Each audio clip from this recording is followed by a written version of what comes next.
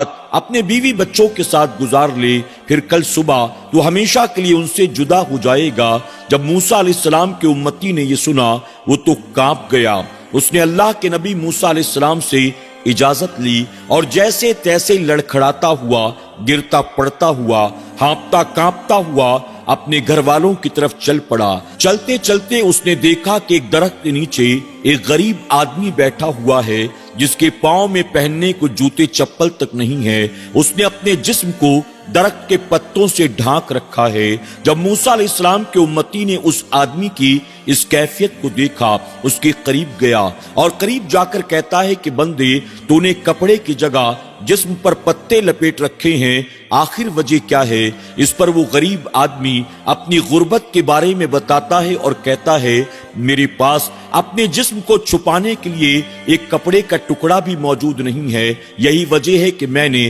درخت کے پتوں کو اپنا لباس بنا رکھا ہے، میں بہت غریب آدمی ہوں۔ جب موسیٰ علیہ السلام کے اس بیمار امتی نے یہ سنا، اس نے سوچا کہ کل صبح سورج نکلنے کے ساتھ ہی میرا انتقال ہو جائے گا، اس کے بعد میرے جسم پر موجود کپڑا میرے بیوی بچوں کے کام نہیں آئے گا، کسی نہ کسی غریب کو وہ صدقہ کر دیں گے، تو بہتر ہے کہ اگر میں اس کپڑے کو اتار کر جیتے جی اس غریب کو دے دوں، اللہ کی رضا کے لیے صدقہ کر دوں، تو اللہ تبارک و تعالی مجھے جیتے جی اس نیک عمل کے کرنے کا ثواب عطا فرمائے گا، اور ویسے بھی کل صبح انتقال کے بعد یہ کپڑا میرے کیا کام آنے والا ہے۔ اب موسیٰ علیہ السلام کا امتی اس غریب آدمی سے کہتا ہے، لا، یہ پتوں والا لباس اتار کر مجھے دے دے، اسے میں پہن لیتا ہوں، اور اپنا لباس اتار کر میں تجھے دے دیتا ہوں تاکہ تو اسے پہن لے۔ غریب آدمی نے اپنے جسم سے پتوں والے لباس کو نکالا، اتار کر اس شخص کے حوالے کر دیا،